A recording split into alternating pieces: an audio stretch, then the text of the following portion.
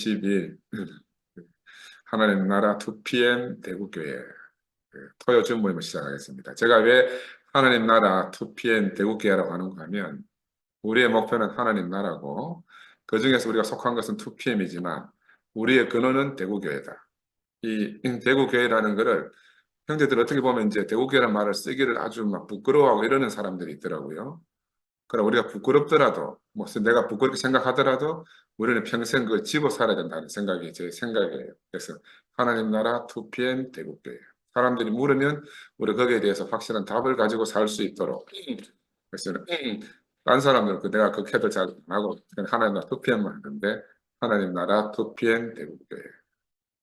토요일 모임을 시작하겠습니다. 오늘 제목이 서기관들과 바리새인들의 위선이라는 말씀을 가지고 교절하겠습니다. 마태복음 23장 1절에서 13절 말씀을 제가 한번 읽겠습니다. 이에 예수께서 무리와 제자들에게 말씀하여 이르시되 서기관들과 바리새인들이 모세의 자리에 앉았으니 그러므로 무엇이든지 그들이 말하는 바는 행하고 지키되 그들이 하는 행위는 본받지 말라. 그들은 말만 하고 행하지 아니하며 또 무거운 짐을 묶어 사람의 어깨에 지우되 자기는 이것을 한 손가락으로도 움직이려 하지 아니하며 그들의 모든 행위를 사람에게 보이고자 하나니 곧 그 경문 띠를 넓게 하며 옷수를 길게 하고 잔치의 윗자리와 회당의 높은 자리와 시장에서 문안받는 것과 사람에게 랍비라 칭함을 받는 것을 좋아하느니라. 그러나 너희는 랍비라 칭함을 받지 말라. 너희 선생은 하나요. 너희는 다 형제니라. 땅에 있는 자를 아버지라 하지 말라. 너희의 아버지는 한 분이시니 곧 하늘에 계신 이시니라. 또한 지도자라 칭함을 받지 말라. 너희의 지도자는 한 분이시니 곧 그리스도니시라. 너희 중에 큰 자는 너희를 섬기는 자가 되어야 하리라. 누구든지 자기를 높이는 자는 낮아지고 누구든지 자기를 낮추는 자는 높아지리라. 나는 오늘 본문 말씀 이것만 읽어도 너무너무 은혜가 되더라고요. 우리 옛날 하도 성경을 읽고 그냥 막 살다가 이 마태복음 이 말씀을 듣니 야 우리가 진작에 이 말씀을 알았더라면 지금 이런 사태가 나지도 않았지 않았겠나 하는 그런 생각을 또 제 혼자 해봤습니다.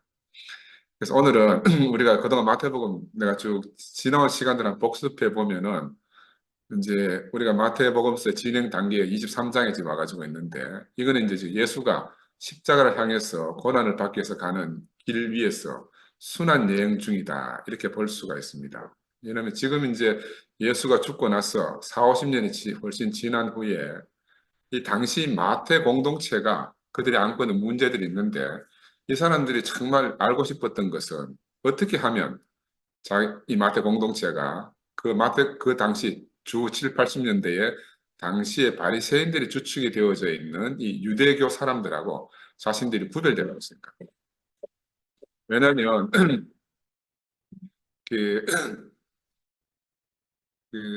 예루살렘 성전 중심으로 베드로하고 이렇게 야곱하고 꾸려가는 그 사람들은 그 구약 시대의 어떤 전통을 더 확실하게 이제 이렇게 지키자 하는 이런 쪽으로 막 이렇게 나가게 됐다 그러잖아요. 그래서 이 마태 공동체는 공동체대로 이런 자기 나름대로 애로사항이 있었는 것 같아요. 그래서 이 구별을 짓고 구별을 통해서 그리스도의 마음, 예수 그리스도의 부활 생명을 지금 현재 지금 7, 80년대 주 7, 80년대 지금 함께 살고 있는 이 마태 공동체에게 이 예수의 마음을 생명을 제대로 전달해 줄 수 있을까? 어떻게 하면 이게 현재 당면하고 있는 문제라고 이렇게 보여요.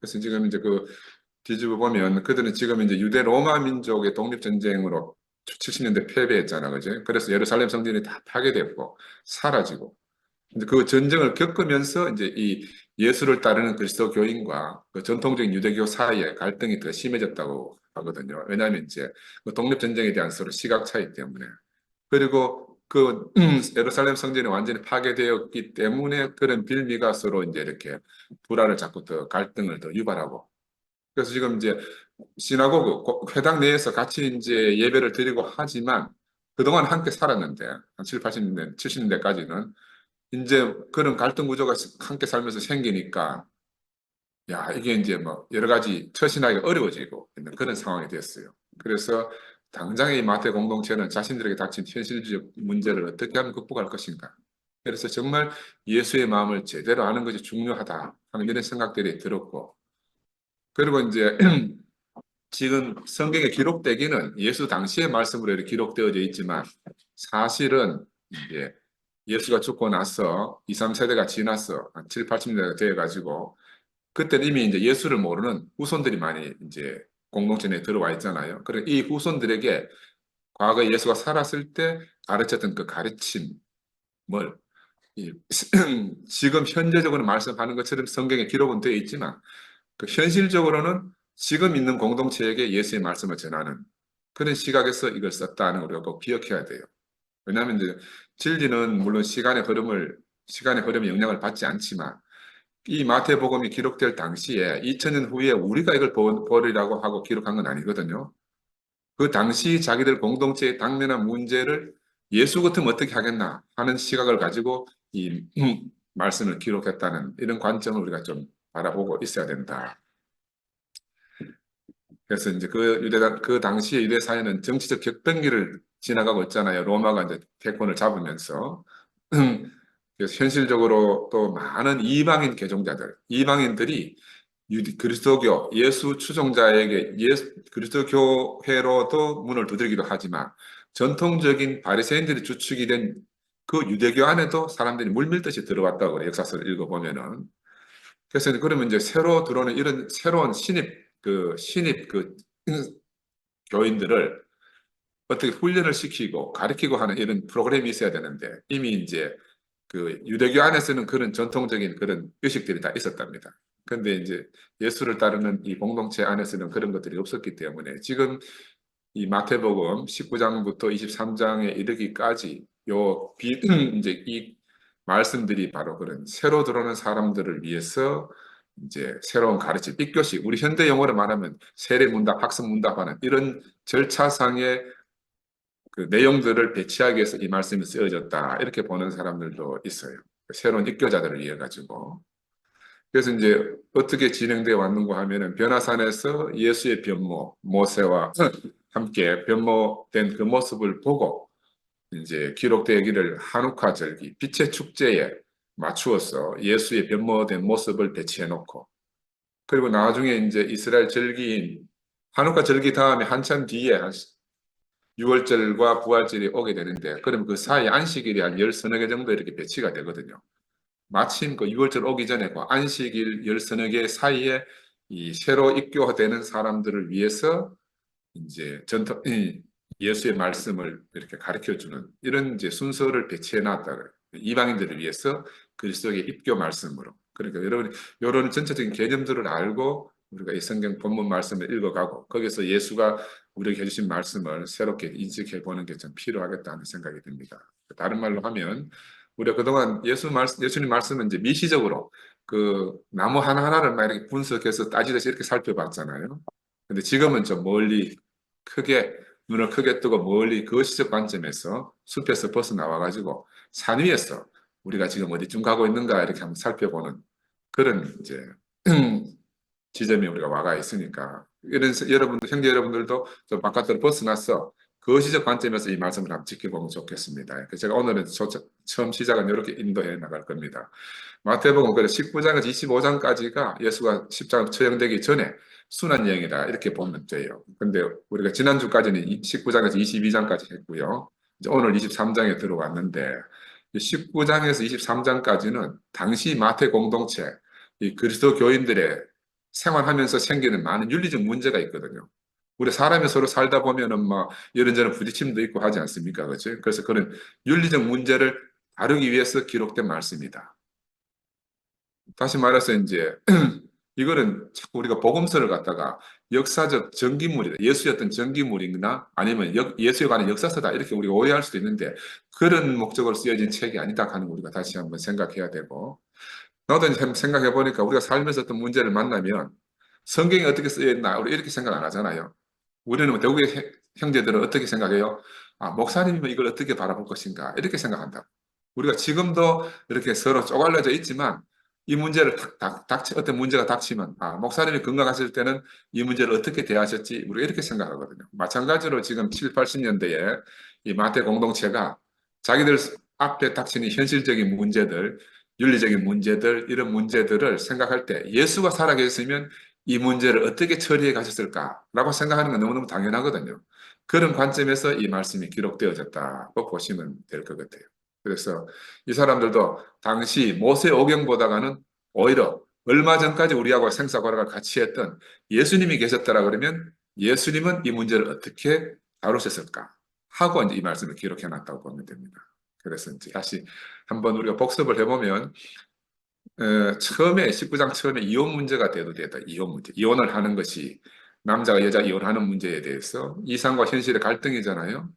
현실적으로는 함께 살 수 없고 이혼하지 말라고 이제 율법은 가르치고 있는데 그러나 또 뭐 남자가 싫으면 내보내도록 돼 있으니까 그런 문제에 대해서 여성을 보호하기 위해서 예수가 그리고 이혼하고 싶으면 이혼 정서를 써주라 이렇게 말씀하셨다고도 기록되어져 있고 이건 이제 2000년 전의 상황을 생각해 보면요 정말 시대를 뛰어넘는 말씀이라 여자를 여성 보호 어린이도 보호할 뿐더러 여자를 보호하는 그 놀라운 어떤 인식인데 그런 결혼 문제, 이혼 문제를 다루시고 아이들을 또 그러면 어떻게 대할 건지 아이들은 사람 취급도 못 받는 그런 시대에 아이들을 귀하게 여기는 그런 예수의 마음을 보고 또 영생을 얻으려면 어떻게 해야 되는가 하는 부자 청년에 대해서 가르치면서 네 재물을 다 팔아서 도와주고 나를 따르라 하는 이런 말씀들 이런 것들이 이제 처음에 나와 있었고 21장에서 보면 감람산에서 마지막 유월절 식사를 하시고 예루살렘 여행에 직접 올라가서 성전 안으로 들어가잖아요. 그 들어가는 여행 중에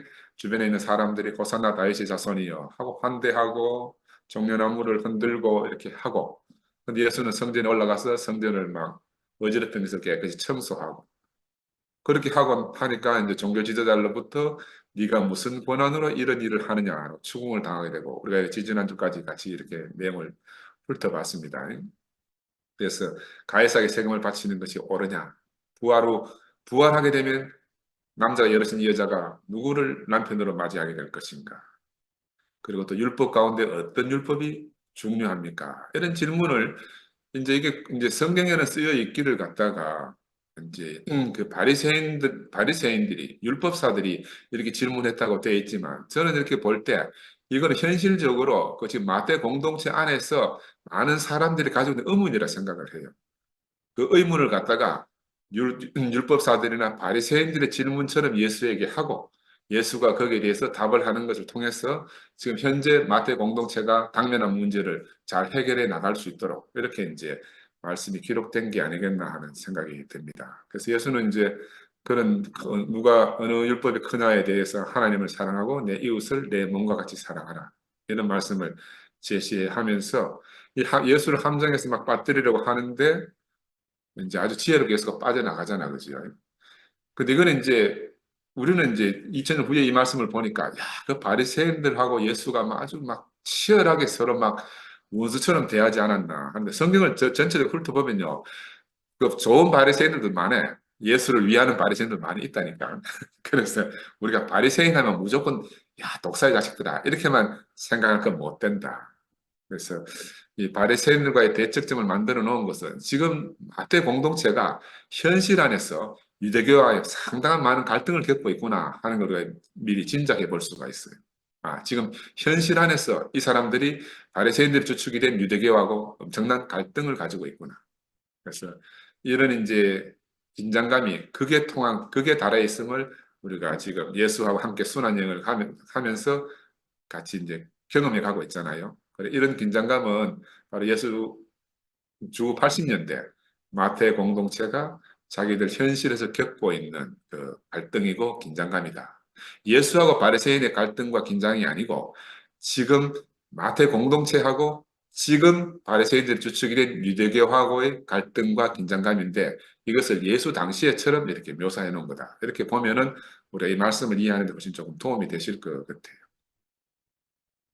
그래서 이제 자신들이 가지고 있는 의문들을 바리새인들이나 율법사의 관점에서 질문도 하고 예수는 거기에 대해서 지혜롭게 대답도 하고 그 향후에 이 사람들이 어떻게 살아야 될지 길도 제시해주고 그죠? 그리고 이런 전체적인 내용들은 지금 새로 들어오는 이 예수를 추종하는 그리스도교에 입교하는 이 새로운 신자들에게 지침이 되는 말씀이기도 하다. 그래서 이제 여러 가지 여러 가지 관점에서 이 대목이 쓰여져 있구나. 이렇게 이제 아시면 될 것 같아요. 저는 그렇게 보고, 그래서, 야, 이 예수의 삶이 끝난 후에 그리스도의 공동체 안에서 일어나는 여러 가지 함께 살다 보면 양심의 문제도 생기고, 행위로 인한 선악 간의 갈등도 생기고, 이 사람이 사는 것은 인지상정이잖아요. 이런 문제가 생기는 게. 그래서 이런 것들을 해결하는 데는 어떤 상황 윤리가 좀 정리가 필요하고, 그걸 예수 입을 빌어서 이 말씀이 기록해 놨다. 나는 지금 현실 안에서는 우리가 지금 목사님 이번에도 지금 이번에 입원하셨는데 사실은 우리 앞에서 항상 본이 되시고 사셨던 이분이 막상 돌아가시면은 우리도 똑같은 문제에 봉착하게 된다고 저는 생각이 들어요. 그죠? 지금 우리가 거의 비슷한 문제에 현실적으로 봉착해 있습니다. 과연 그리스도의 생명이 예수의 생명이 있다는 건 무엇인가? 우리가 이렇게 사분오열된 상황에서 어떻게 처신하고 우리가 살아야 하는가? 그래서 오늘 우리가 이 마태복음 말씀을 통해서 우리 삶의 지표를 갖다가 제대로 확인해야 된다 하는 생각이 저는 개인적으로 들었습니다. 그래서 지난 시간에 예수 그리스도는 세상과 종교, 육신과 율법으로 시험하는 자들에게 다윗, 다윗의 자손 그리스도를 제시하면서 그들의 입을 다 다물겠다는 말씀 우리가 마지막으로 나누었습니다. 우리가 잘 알다시피 이제 왕의 길, 다윗이 왕의 길을 걸었잖아요. 왕의 길은 적을 정복할 뿐더러 자기 백성들을 보호하고 나라를 세우는 것이 왕이 가야 할 왕도입니다. 왕의 도입니다. 그렇죠? 근데 이제 문제는 단순히 그렇게 하면 좋겠는데 그 주변에는 항상 속이는 자가 있고 그 속이는 자, 그들의 아비를 따라서 백성들을 속이고 그릇 인도하는 자들을 예수가 만났잖아요. 그래서 이 사람들, 속이는 자, 그릇 인도하는 자들을 예수가 심판하고 정죄하는 과정을 우리가 지금 윤리적인 문제를 통해서 지금 지켜보고 왔습니다. 그렇지만 저기에 예수님이 직접 심판하고 정죄하지 않더라도 어차피 이런 것들은 그냥 두어도 거짓은 진실 앞에서 다 그의 길이 폭로되는 게 인생의 길이잖아, 그죠? 아멘. 자동으로 심판이 되거든요. 그래서 오늘 23장에 들어와서 예수가 바리새인들과 다시 각을 세워서 데려갑니다. 이 바리새인들을 그 위선자라고 예수가 대표하는 유대 그리스도교 공동체, 마태 공동체하고 이 바리새인들이 대표하는 정통 유대교가 자기들끼리 서로 신자 다툼, 신자를 더 많이 확보하는 다툼 속에 있다는 게 이제 드러나요. 서로의 교세, 요즘 말로 말하면 서로의 교세 확장을 위해 가지고 서로 심각하게 전쟁 중이라. 서로 교세 확장을 위해서. 그래서 바리새파는 지금 현대, 지금 2000년 이후에도 현재 유대교에서 매우 중요한 종파라고 그러지 않습니까? 그죠? 왜냐하면 이 바리새파는 제사장층뿐만이 아니고 중산층까지 넓은 부류의 사람들이 다 이 바리새파에 속해 있대요. 왜냐하면 요세푸스 그 저서에 보면 1세기, 예수 사후에 1세기 그 예루살렘 인구가 2만 5천 명에서 3천 명, 3만 명 정도밖에 안 되는데 그 당시에 바리새인의 수가 한 6천 명에 이르렀다 하니까요. 거의 4분의 1, 4분의 1 정도 되니까 엄청난 숫자인 거다. 4명 중에 1명이 바리새인이다 이 말이죠. 그래서 다시 그 역사 안으로 돌아가 보면 기원후 70년 로마 유대 전쟁으로 로마 제국이 예루살렘을 완전히 함락했지 않습니까? 그 성전 파괴하고 유대 지역을 완전히 진압해 가지고 유다 왕국은 완전히 절멸됐습니다. 그러면 이게 무슨 말이냐면 예루살렘 성전을 중심으로 하던 유대교의 성전이 완전히 사라졌기 때문에 성전에 붙들려 살던 사람들, 이 사람들이 사라지게 된 거예요. 독립전쟁이 처절한 실패로 끝나자 이 전쟁을 주도하는 열심당원들이 있었잖아요. 자객당이라고 하기도 하고 상급 제사장 무리들, 대지주, 귀족 중심의 사두개파, 또 사내들인 공회원들, 또 쿰난 수도원 중심의 에세네파 이런 모든 지파들이 다 사라져버린 거예요. 한목이다. 성전이 사라진과 동시에. 그래서 이제 유대교는 성전을 중심으로 하는 이 사두개인들이 주축이 됐던 이 성전 중심이었다 함이 다 사라져버리고, 그러니까 성전이 사라지니까 예배를 이끌 제사장 그룹이 사라지게 된 거라. 그 제사장 그룹이 없어져 버리고 이런 지경에 이르렀단 말입니다. 그래서 율법을 중시하는 이 서기관들과 이 서기관들을 추종하는 바리새인들만 살아남게 된 거라.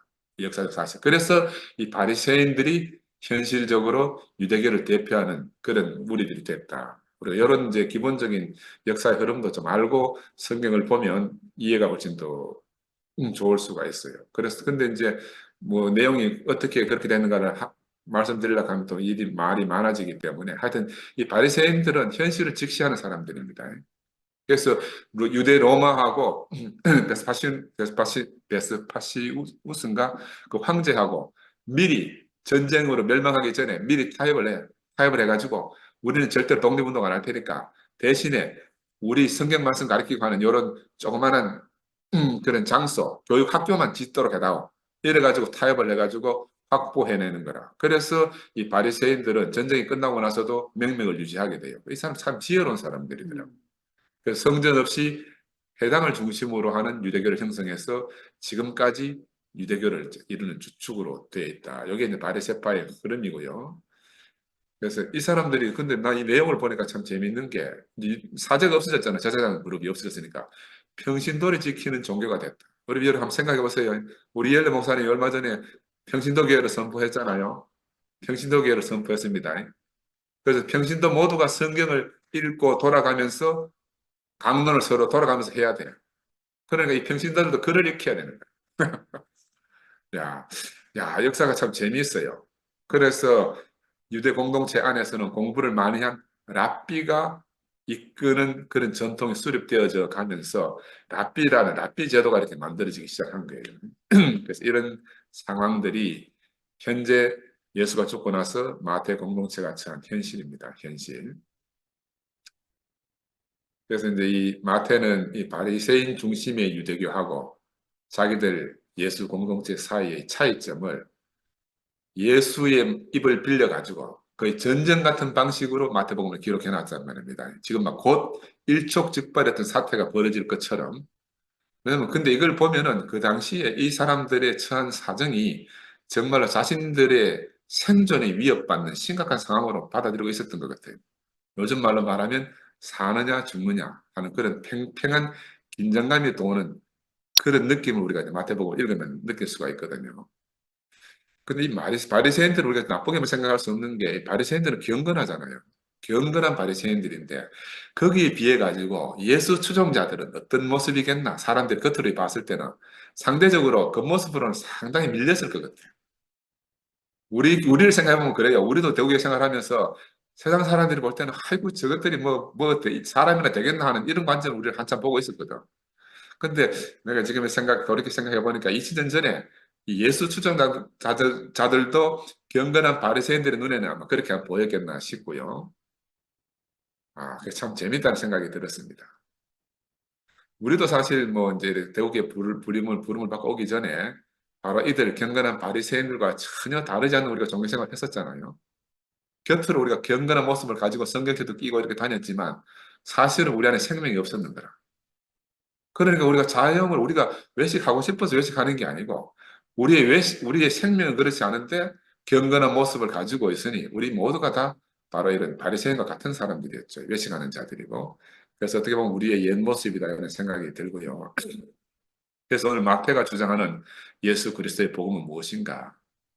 이건 단순히 그 예루살렘 성전 중심으로 베드로하고 야고보가 이끌어가는 그 무리들은 유대교의 율법의 외형뿐만이 아니고 전통을 다 지키고 고수하면서 예수의 복음 확장하는 이런 주장이었는데 지금 마태 공동체는 다르게 인간의 마음, 그 속 생명을 완전히 새롭게 바꾸는 게 자기들이 주장하는 예수 그리스도의 복음이다. 이렇게 생각하는 거예요. 그래서 천국이 가까이 왔다. 회개하고 복음을 믿으라. 첫 일성을 예수의 복음을 이렇게 선포하게 되지 않습니까? 그죠? 그래서 나는 바로 이게 예수의 전 인생의 한 말씀을 축약하면 바로 이게 전부라고 생각해요. 천국이 가까이 왔다.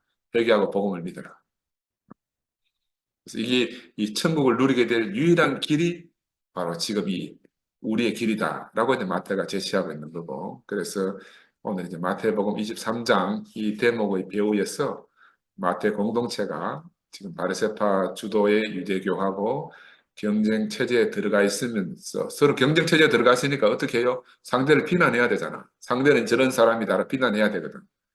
그래서 지금 이제 본문에서 뭐라고 나오는가 하면 이 사람들은 외식하는 자다. 외식하는 자다. 근데 이 유대교인들은 단순히 우리 외식하는 자를 이렇게 폄하할 게 아니고 이 사람들은 정말 자기들 나름대로 최선을 다해서 모세의 오경을 지키려고 했고 모세의 오경을 지키려고 하다 보니까 그 모세의 오경을 해석해낸 그들 오래된 조상들이 조상들의 입을 통해서 구전으로 전해진 이 말씀들도 아주 귀하게 여긴 거예요. 이 사람들이 겉으로 보면 일부러 그렇게 된 게 아니고 모세오경도 참 중요하고 또 조상들이 전해준 구전 말씀도 중요하니까 두 개를 함께 지키다가 나중에는 모세오경보다가 구전 말씀이 더 중하게 된 거라. 요게 이 사람들의 폐단이에요. 구전 말씀이 모세오경보다 더 중하게 된다. 제가 옛날에 한 말씀을 드렸습니다. 그래서 이제 이런 이제 서로 관점이 다르기 때문에 이제 마태 공동체하고 바리새인 주도 이대교가 서로 충돌을 하고 함께 살 수가 없게 되잖아요. 함께 살 수가 없게 되는 거라. 그래서 이 예수님 말씀은 현 마태 공동체가 처한 상황에 대한 말씀이다. 내가 몇 번 말씀을 드렸습니다. 우리가 생전에 하신 말씀처럼 기록해 놓았지만 사실은 지금 마태 공동체 안에서 일어나는 문제를 예수가 보고 해결해 주기 위해서 하는 말씀처럼 기록되어져 있다. 이걸 내가 오늘 말씀을 준비하면서 고민을 생각을 많이 해봤어요. 야, 이 사람들의 사정이 지금 우리의 사정과 입장과도 아주 다르지 않다. 지금 2000년이 지났잖아요. 예수 죽고 나서. AM에서는 우리 AM에서는 뭐라고 말하는가 하면은 바리새인들이 모세 오경보다가 구전 전통을 더 소중히 여겼듯이 지금 어떤 문제가 생겼는가 하면 성경보다 더 중요하게 여기는 새로운 신조가 등장합니다. 새로운 신조. 이 바리새인들이 구전을 중요시 여겼듯이 새로운 신조가 더 중요하게 된 그런 지경에 이르렀어요. 왜냐하면 신모띠, 신모네, 뭐 하나님의 특별한 목적으로 지원받은 피조물, 선포해라, 선포해봐라, 선포하고 가라, 선포가 전부다. 이런 이제 새로운 신조들이 생긴 거라. 근데 이게 처음에는 별것 아닌 것처럼 등장했다가 이 지금은 시간이 가면서 하나님 말씀보다 이게 더 중요하게 된 거예요. 하나님 말씀보다가 신조가 더 중요하지. 그래 참 아이러니합니다. 제가 그래서 야, 이 사람들 왜 이렇게 됐나? 이걸 3단 논법이라는 궤변으로 내가 풀어봤어요. 이 사람들이 왜 이런 사고에 빠졌는가? 예수가 십자가에서 내려오지 못하고 죽었다.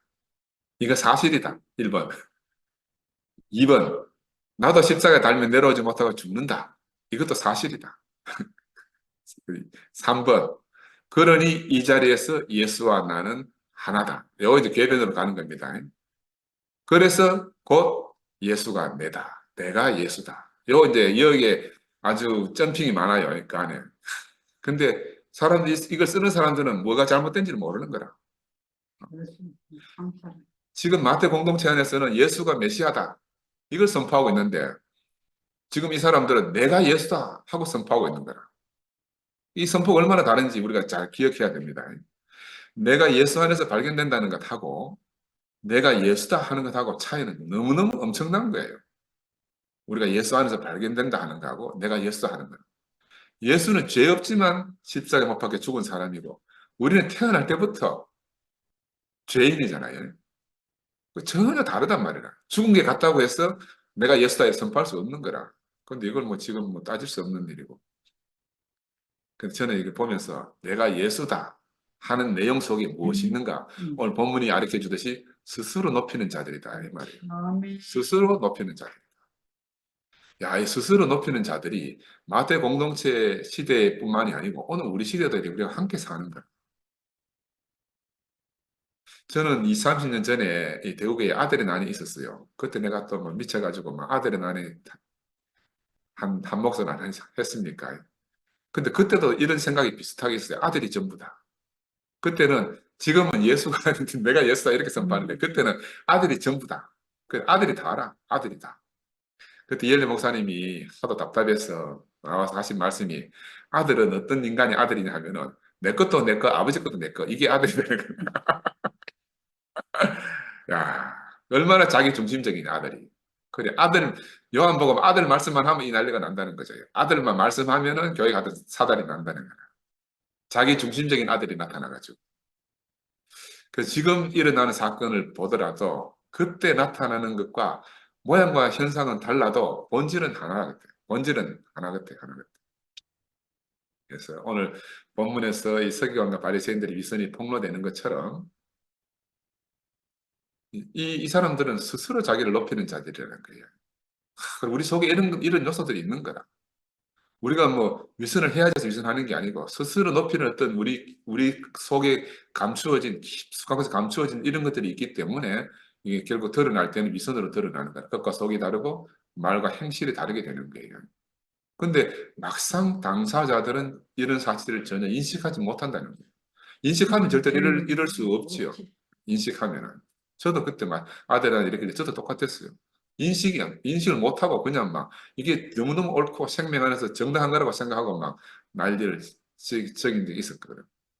그래서 저는 이 사람들의 선포와 이 사람들의 삶이 불일치하는 걸 보면서 야, 현대판, 새로운 바리새인들이 등장했구나. 뉴 바리새인이라고 해요. 뉴 바리새인. 참. 근데 이 바리새인들도요, 내가 아까 말씀드렸지만 처음에는 순수한 마음으로 출발했거든. 예? 정말로 조상들이 전해주는 모세 오경과 그 전통을 고수하고자 순수한 마음으로 시작했는데 시간이 지나면서 우리 외에는 우리 외에는 이 유대교를 지킬 자가 없다는 독단에 빠지게 되는 거예요. 그래서 지금 예수 앞에 예수와 맞닥뜨렸을 때는 이 사람들이 외식하는 자가 되고 스스로 높이는 자들로 드러나게 된다. 지금 아마 이런 우리 안에 있는 이런 혼란들도 마찬가지라는 생각이 듭니다. 지난주 우리 지난주 이번 주제 화요일날 세트루이스 영미가 화요일 간증에서 막 결혼 생활 이야기하면서 그러잖아요. 막 갈등이 처음에는 결혼하기 처음 할 때는 막 이 사람은 정말 나를 위해서 만들어진 태어난 사람이 내 생각했다가 결혼해 보니까 살아보니까 아니라 그러잖아요. 그러면 갈등이 생길 때 어떻게 한다 그래요? 항상 결혼할 첫 자리로 돌아가니까. 그럼 모든 것이 모여가 되고 이제 다 넘어갈 수 있다. 이런 간증을 하대요. 야, 참 놀라운 간증이다. 우리가 정말로 본받고 기억해야 될 그런 자세다. 이런 생각이 들고 우리가 천자로 돌아가면은 문제될 게 하나도 없거든요. 우리가 절대로 우리 스스로를 높일 이유가 없는 거라. 우리가 만난 이 주님 안에서는.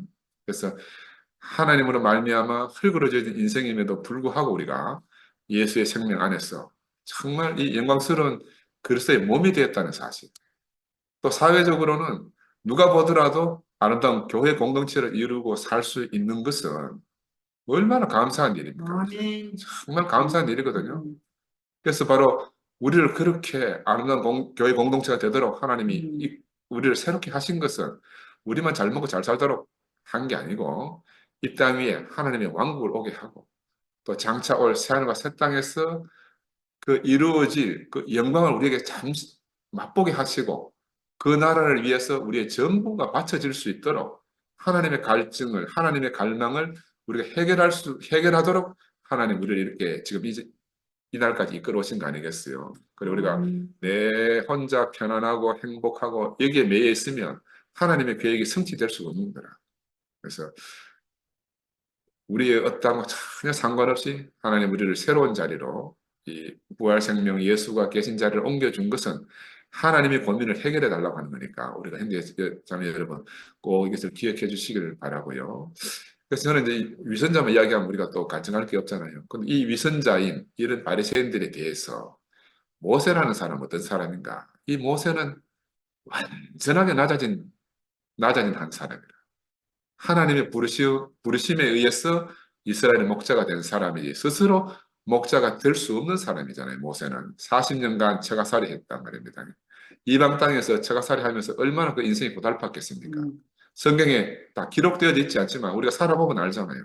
처가살이 40년에 이방 땅 생활은 그 말로 할 수 없는 그런 형편이었을 까 생각이 들어요. 근데 이 모세를 마치 가시나무 뜰기처럼 만드신 하나님. 아무 쓸모없는 마른 막대기 같은 이 모세잖아요. 정말로 이제 나이가 80은 됐고 서쪽으로 가가지고 더 이상 해 떨어지기만 기다리는 희망이 없는 사람인데 바로 그 지경에 있는 이 모세를 갖다 하나님 부르시고 찾아오셔가지고 가시나무에 불이 붙게 하신 거라. 야, 그러니까 모세는 모양은 가시나무인데 이제 하나님이 부르시고 찾아오셨기 때문에 불 붙는 가시나무가 된 거예요. 불 붙는 가시나무 모세가 된 거라. 야, 하나님이 이 모세의 말, 막대기 같은 모세에게 역사하셔가지고 능력의 지팡이를 든 모세가 된 거라. 자기가 그런 사람이 아니고 하나님 자신의 능력의 지팡이가 된 거죠. 그니 모세의 인생을 보면은 이 바리새인과 너무 대조적으로 전적으로 하나님으로 말미암아 영광스러운 사람이 된 거 아니겠어요? 그래서 이 불타는 가시나무 모세는 자기와 똑같은 자신처럼 바짝 말라 비틀어진 가시나무가 많이 모이면 숲이 되잖아요. 가시나무 숲이 되어버린 이 이스라엘 백성에게 찾아갔어. 그 백성들에게 자기의 불로 불을 붙인 거라. 난 이거 이 장면을 생각하면 막 너무너무 하여튼 눈물이 나. 어떻게 그 하나님의 능력의 도우심으로 음, 마른 막대기 같은 지팡이로 이스라엘 백성을 찾아가고 바로에게 찾아갔어. 그 바로의 종되었던 이스라엘을 음, 출애굽시키는 영광스러운 직분을 감당하게 되잖아요. 음, 그래서 마른 막대기 같은 것에 의지해서 죽지 못하고 겨우 살아가던 그 백성들의 허리, 그 바로의 국고성을 쌓기 위해서 허리가 펼 날이 없는데 그 백성들의 허리를 곧게 펴게 하고 그들로 하여금 바로 앞에 서게 했어. 바로가 두려워하는 백성들이 되게 한 거예요. 모세 한 사람이 그렇게 한 거야. 모세 한 사람이 하나님 부르시고 찾아오셔서 부르시고 영광스럽게 하셔가지고 바로 이스라엘 전 백성이 바로가 두려워 떠는 백성이 되게 했단 말입니다. 그리고 오늘 우리도 같은 입장 같아요. 우리 인생을 돌아보면 우리도 바로 마른 막대기 같고 가시 떨기나무 같은 우리가 아닙니까? 아멘. 그렇죠? 근데 하나님이 찾아오시고 우리에게 은혜를 입혀서 우리 인생에 예수 그리스도의 생명의 불을 갖다가 붙여주셨습니다. 하나님의 넘치는 은혜의 불을 우리 인생에서 타오르게 하신 거라. 야, 근데 이 불은요, 한 번 붙으면 꺼지질 않아요. 꺼지지 않는 영원한 불이 되게 하셨어요. 불을 붙이셨어요. 제가 한참 전에 러시아 여행을 한번 갔었는데, 그 블라디보스토크에 가니까 영원한 불, 그 꺼지지 않는 불이 있어요. 그 2차 세계대전 이후에 그 성전국이, 소련이 성전국이 됐잖아요. 사실은 전쟁에 잠시 참여하고. 그러니까 그 전쟁에 참여한 모든 병사들의 이름을 탁 성전탑에 기록해놓고 그 앞에는 불을, 항상 재단에 불을 피우는데 그 러시아는 가스가 많으니까 가스 공급을 해서 불이 꺼지지 않는 불, 비가 오나 눈이 오나 영원히 타는 불을 갖다가 성전탑에 있는 곳에는 다 그렇게 태우고 있더라고요. 마찬가지로 하나님 우리 인생에 찾아오셔가지고 바로 꺼지지 않는 불을 우리에게 붙이신 거야. 아멘. 그것으로 말미암아 우리로 하여금 무궁한 하나님의 능력이 우리를 통해서 온 세상에 드러내도록 나타내도록 그렇게 우리를 변화시킨 거예요. 하나님은 이 모세를 보면요, 밀릴 대로 밀리고 추락할 대로 추락해서 지극히 낮아진 사람, 인생의 서쪽 끝에 가서 해지는 곳에 다다른 지팡이에 의지한 채 마지막 갈 바를 몰라서 서성이는 바로 그 한 백발이 된 노인을 부르신 거예요. 근데 이 사람을 불러서 오늘 이스라엘의 목자가 되게 하셨잖아요. 근데 내가 우리 형제들을 생각해 보니까, 야, 우리 형제들 가운데도 바로 이런 모세 같은 사람이 너무너무 많은 거라. 형제 한 사람 한 사람 인면을 뜯어보면 다 이 모세 같은 사람인 거라. 야, 자기로서는 가망성이 다 끝났는데 하나님이 그 불을 붙이신 사람. 야, 하나님이 그 능력의 은혜를 입히신 사람들이 얼마나 많이 있는지 너무너무 감사해요. 이게 바로 하나님의 경륜의 정점이라고 생각이 됩니다. 전혀 쓸모없었어. 누가 봐도 죽은 자 같던 이 모세를 찾아오신 하나님. 누가 봐도 더 이상 희망이 없던 이스라엘 백성들. 또 2PM에서 무슨 선한 것이 나겠느냐는 그런 조롱 속에서 하나님이 바로 이런 사람들을 불러가지고 능력의 지팡이로 이렇게 세웠어. 하나님 당신의 계획을 완성하신다는 거 아닙니까? 나는 이 대목을 준비하는 데면 할렐루야가 절로 나오는 거야. 야, 할렐루야, 절로 나오는 거야. 근데 이와는 대조적으로 서기관들과 바리새인들은 스스로 쌓은 지식과 자기의 지위의 자랑으로 백성들 앞에 섰잖아요. 자신을 과장할 수밖에 없고 남을 기만할 수밖에 없고 백성들을 오도할 수밖에 없는 거야. 이들은 남에게 보이기 위해서 자신들이 스스로 높임을 받으려고 여러 가지 술수를 부리고 꾸미고 그렇게 하는 사람들이 되었잖아요. 근데 이게 그 2000년 당시에 바리새인들만 그런 게 아니고요. 지금 우리 주변에도 이런 사람들이 많이 있어요. 나는 그런 사람들 몇 면을 보면 너무너무 참 슬프다는 생각이 들어요. 이 사람들은 스스로 높아지려고 하고요. 스스로 존경받으려고 하는 거예요. 그리고 그들은 그들이 살아온, 그들이 지나온 역사 안에서 이미 그렇게 높아져 버렸어요. 근데 그 역사를 스스로 허물 수가 없는 거라. 허물 수가 없어. 이 사람들은 자신들이 살아왔던 자신들의 경건한 삶을 자랑하지 않을 수가 없는 거예요. 그 자랑하지 않을 수 없는 거라. 야, 그래서 그것이 그 자기들의 자랑이 자기들의 견장이 되고 자기들의 지위가 되어가지고 도저히 스스로는 그 자리에서 내려올 수 없는 사람들이 됐다는 겁니다.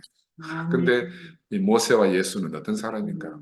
구약 시대와 신약 시대를 대표하지만 각각 선생이고 아버지고 지도자잖아요. 근데 이 사람은 사실은 모세와 예수 시대가 다르지만 둘이 아니고 하나라 볼 수 있거든요. 지극히 낮은 자리였어. 자기 자신들이 없는 자리였어. 유일하신 하나님에 의해서 부름받고 하나님에 의해서 높여진 사람들입니다. 그죠?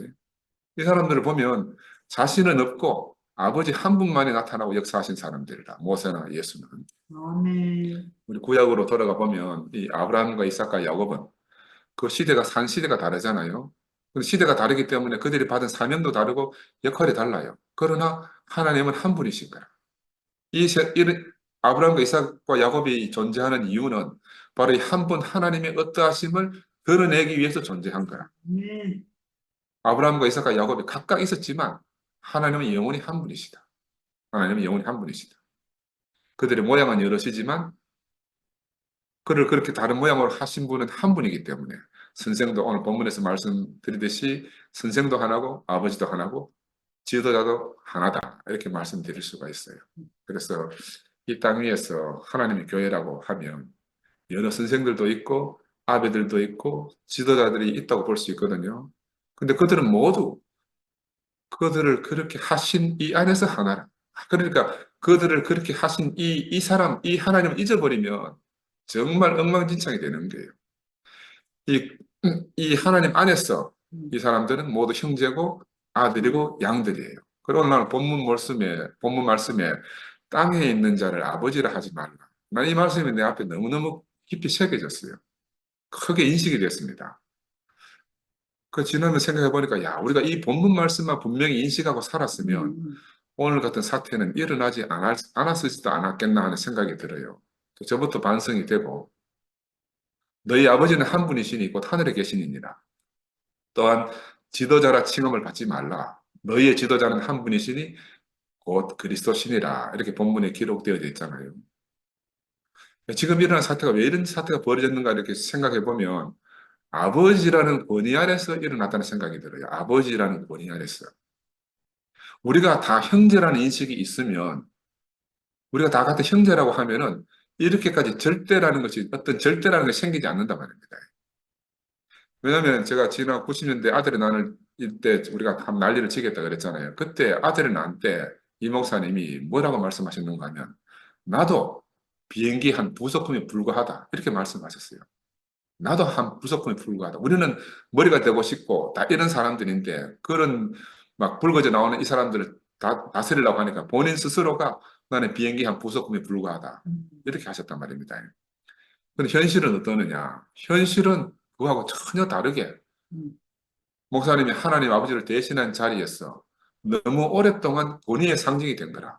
이건 그분이 꼭 그렇게 했다기보다는 그를 따르는 사람들이 그렇게 만드는 것도 있어요. 저도 마찬가지고. 근데 그것으로 말미암아 오늘 이 폐단이 탁 드러난 게 아니겠나. 저는 오늘 이 말씀을 보면서 야, 이 마태복음 이 말씀이 정말 귀하구나. 귀하구나 아멘. 하는 생각이 들었어요.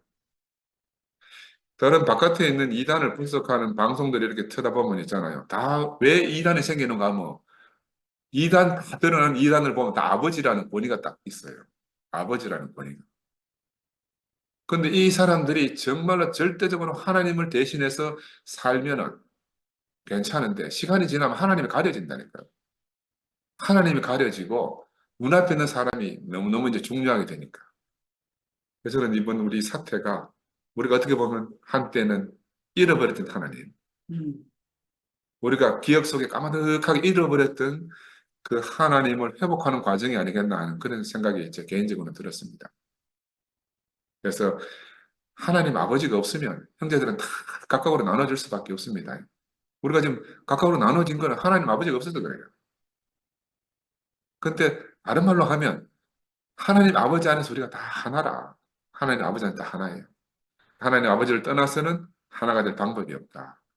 예수가 맏아들이라 그랬잖아요. 예수가 맏아들인데 누가 아버지가 됩니까?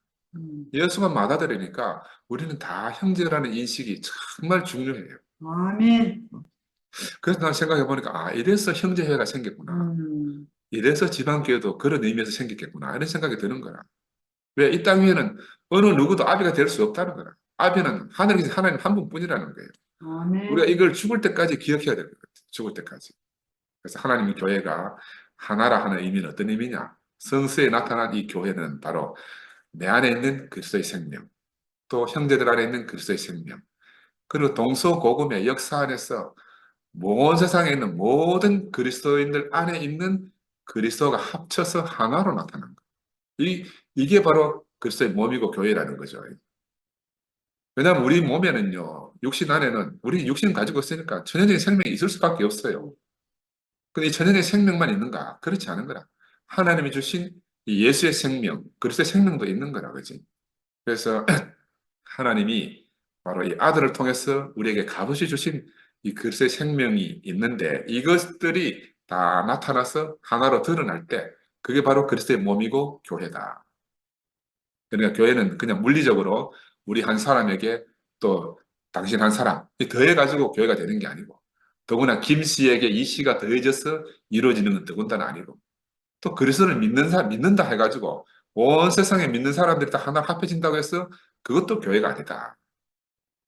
교회가 아니다. 그래서 우리가 교회의 의미를 갖다 한번 새롭게 또 생각해야 될 거예요. 근데 우리의 또 그럼 육신이 어디에 있든지 육신을 통해서 나타나는 이 그리스도의 생명 안에서 교회가 하나로 되는 거라. 그 육신이 흩어져 있다고 해서 또 하나가 아닌 것도 아니거든요. 그 인식이 꼭 정말 깨어 있어야 될 거고. 그래서 지금 생각해 보니까 11시에도 또 저 멀리 함께 가는 교회도 그들 안에 이 그리스도의 생명이 있으면 이 그리스도로 말미암아서 우리 안에 있는 그리스도와 하나로 연합되어 가지고 하나님의 교회를 이루어가는 것이 하나님의 영원한 계획이 아니겠나 하는 생각이 들어요. 아멘. 그래서 우리가 음, 그리스도의 몸이다, 교회다 하는 의미를 갖다가 우리가 새롭게 꼭 음, 인식해야 될 거고 몸이 붙어 있다 해서 교회가 되는 것도 아니고 또 떨어져 있다 해서 교회가 아는 것도 아니다. 아, 좀 어려운데 그러므로 교회는 뭐냐 하면은 반드시 그리스도에게서 나온 것만이 교회를 이룬다.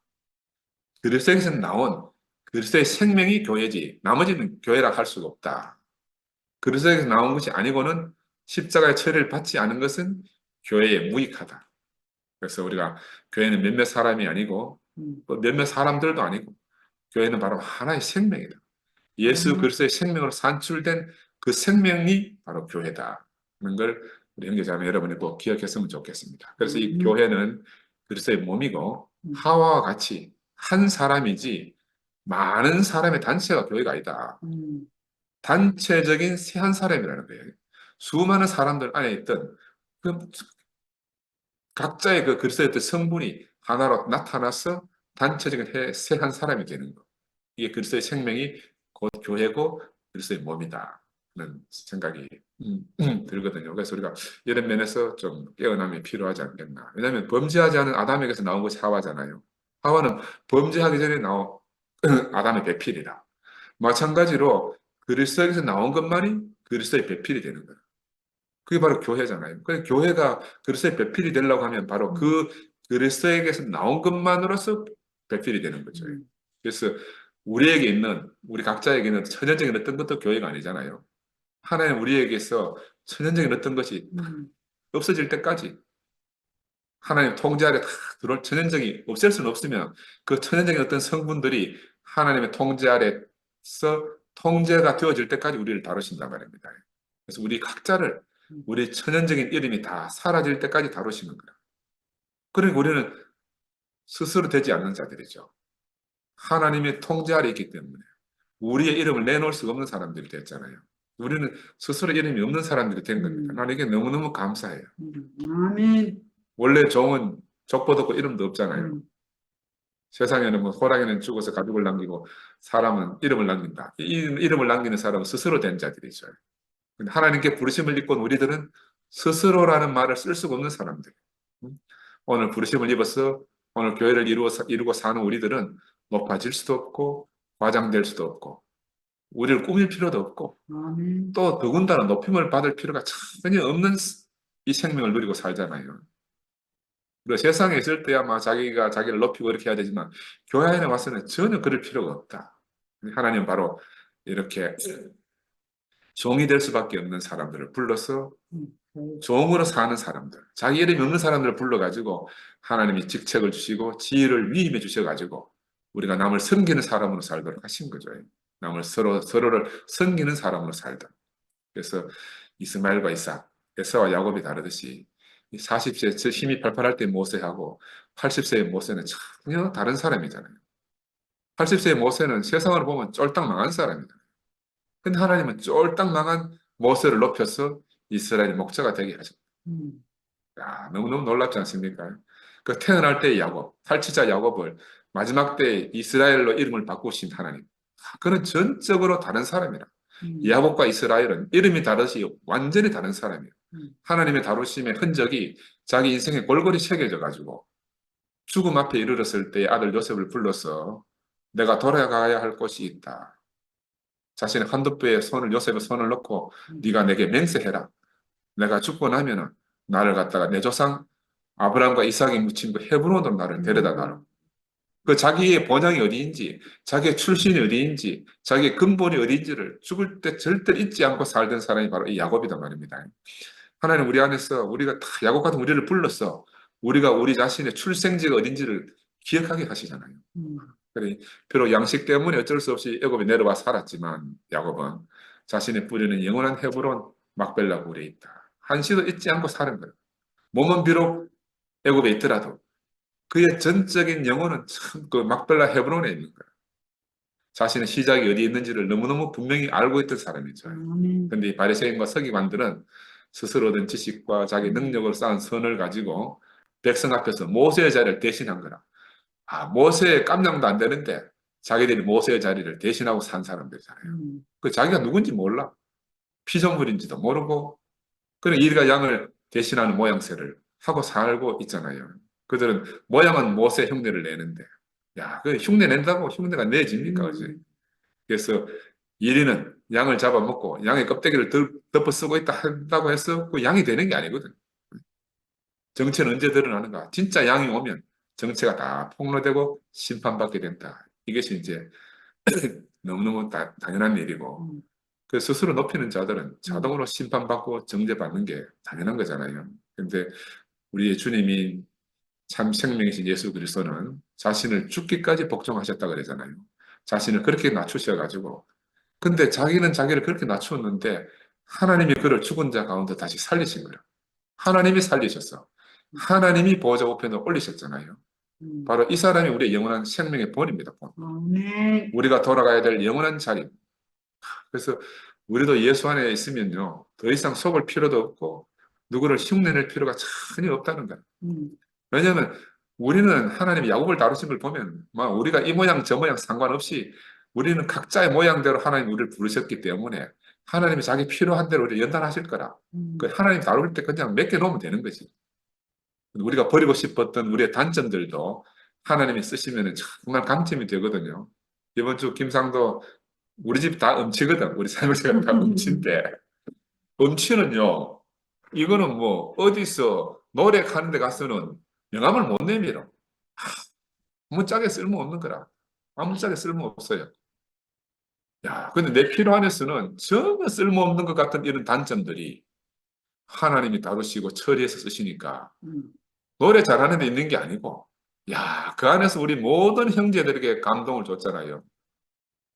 저는 이게 그걸 보면서 내가 어릴 때 동화책에서 본 그런 기억도 나는데 어떤 노래 잘하는 국민학교 6학년 아이가 교회에서 막 노래 너무너무 잘하니까 나가는 대회마다 상 받고 이러니까 나는 얘가 나중에 중학교 올라가서는 교회에 나오는 게 아니고 바깥에 나가 세상 노래를 불렀네. 근데 세상 노래를 부를 때마다 막 탈락하고 탈락하고 탈락하고 하는 거라. 그런 내가 동화책을 어릴 때 읽어본 적이 있는데 그 우리는 하나님 써야 돼. 하나님 쓰시면요. 우리 애가 필요 없는 어떤 것들도 하나님이 정말 귀하게 존귀하게 만들어주고 아멘. 내가 아무리 좋은 거 가지고 있더라도 하나님이 쓰시지 않으면 폐기처분 되는 거야. 폐기처분. 그래서 내 필요 안에서는 전혀 쓸모없는 것 같은 이런 단점들이 하나님이 다루시고 처리해 쓰시면 야, 사단이 도저히 흉내낼 수 없는 강점이 되잖아요. 그걸로 말미암아 대적을 무찌르는 거라. 대적을 무찌르는데 뭐 다른 장비가 필요하지 않아요. 우리의 단점이 하나님이 다루셨어. 그 단점으로 대적을 무찌른다니까. 다윗이 골리앗을 무찌르는 것처럼 돌팔매 하나로 그 창칼을 든 그 골리앗을 넘어뜨리는 게 하나님의 능력이에요. 근데 우리가 이런 하나님의 능력을 다 잊어버리고 사는 거죠. 그래서 저는 이 말씀을 보면서 야, 바리새인 같은 우리의 전형적인 생명이 다 처리되기를 정말 절로 기도가 되는 거라.